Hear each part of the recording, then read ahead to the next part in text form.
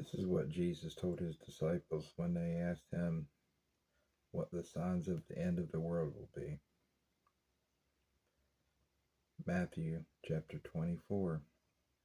Then Jesus went out and departed from the temple, and his disciples came up to show him the buildings of the temple.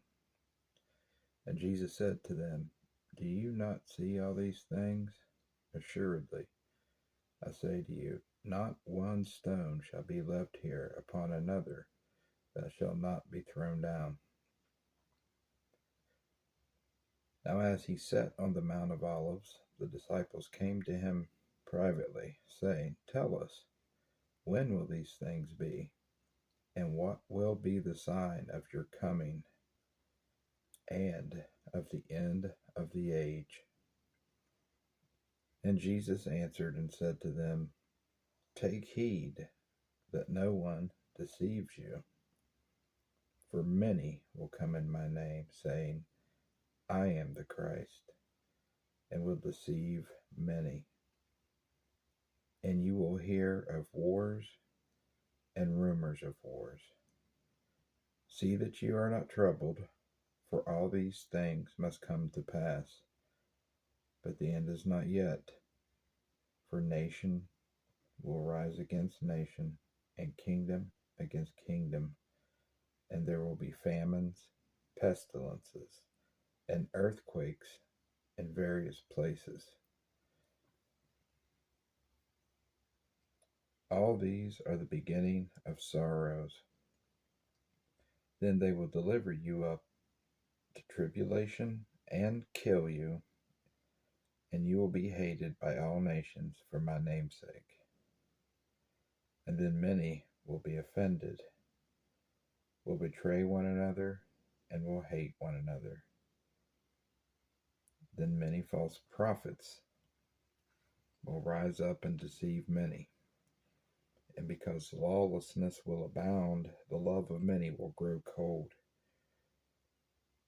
But he who endures to the end shall be saved. And this gospel of the kingdom will be preached in all the world as a witness to all the nations, and then the end will come. Therefore, when you see the abomination of desolation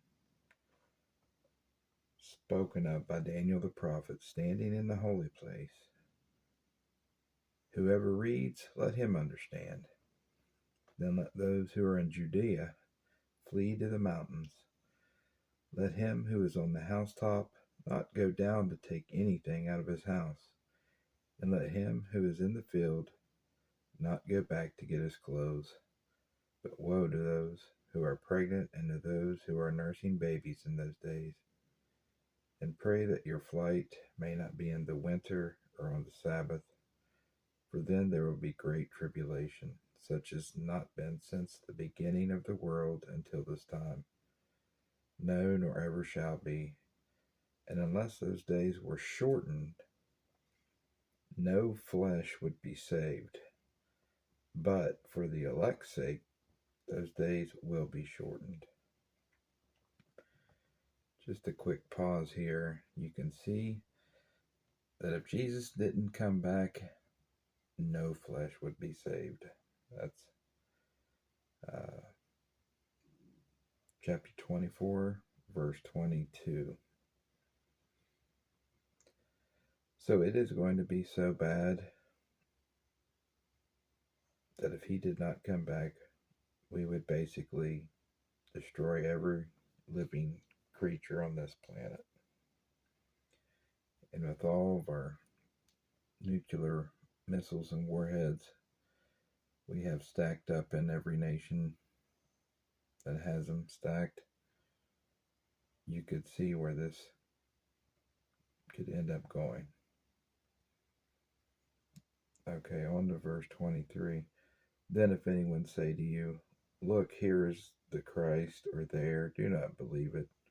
For false Christ and false prophets will rise and show great signs and wonders to deceive, if possible, even the elect, or the Christian, if you will. See, I have told you beforehand.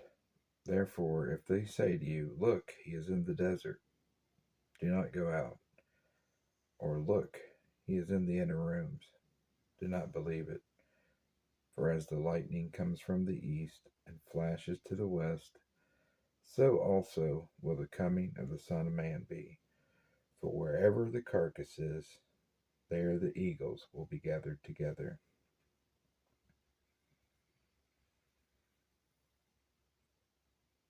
So now we're moving on to verse 29. This is the coming of the Son of Man. And after the tribulation. He's still talking to Christians here. He's telling his disciples what's going to happen. As you read through here, you do not see any mention of a rapture. But let's go on to verse 29. Immediately after the tribulation of those days, the sun will be darkened, and the moon will not give its light. The stars will fall from heaven, and the powers of the heavens will be shaken. Then the sign of the Son of Man will appear in heaven, and then all the tribes of the earth will mourn, and they will see the Son of Man coming on the clouds of heaven with power and great glory. And he will send his angels with the great sound of a trumpet, and they will gather together his elect from the four winds, from one end of the heaven to the other. Now, this is the gathering of the Christians here, his elect, immediately after the Great Tribulation. This is important for down the road, that we understand that we as Christians will go through great tribulation. We're not greater than our Master. Now here's a parable to help you understand. Now learn this parable from the fig tree. When its branch has already become tender and puts forth leaves, you know that summer is near. So you also, when you see all things, know that it is near, at the doors. Assuredly, I say to you, this generation will by no means pass away until all these things take place. Heaven and earth will pass away, but my words will by no means pass away. But of that day and hour no one knows, not even the angels of heaven, but my Father only. But as the days of Noah were, so also will the coming of the Son of Man be. So here you made a comparison to the days of Noah and how things were going on and what was happening at that time, the condition of man and woman at that time. For as in the days before the flood, they were eating and drinking, marrying and giving in marriage, until the day that Noah entered the ark, and did not know until the flood came and took them all away. So also will the coming of the Son of Man be. Then 2 men will be in the field, and one will be taken, and the other left. 2 women will be grinding at the mill, one will be taken, and the other left. Watch therefore, for ye do not know what hour your Lord is coming. But know this, that if the master of the house had known what hour the thief would come, he would have watched and not allowed his house to be broken into. Therefore you also be ready, for the Son of Man is coming at an hour you do not expect. And again, this is after the tribulation. One person will be working in the field, which will be part of God's elect. The other person won't be.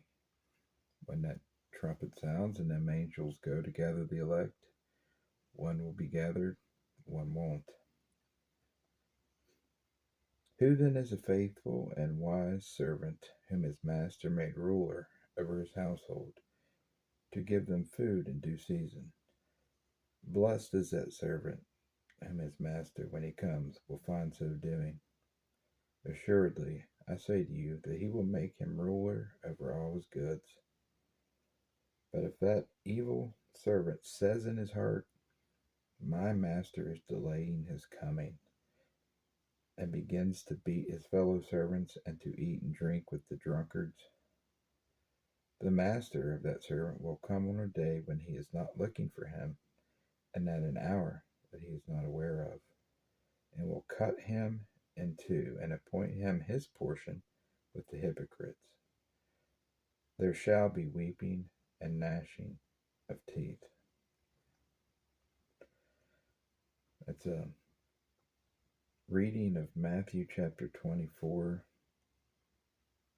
I inserted a few comments there. Read it for yourself. Pray and ask the Lord to show you.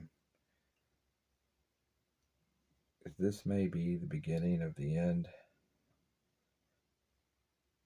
And we don't want to be the ones who are saying in our hearts, Jesus is delaying his coming, and begin to get comfortable with our life and eating and drinking, partying, and forgetting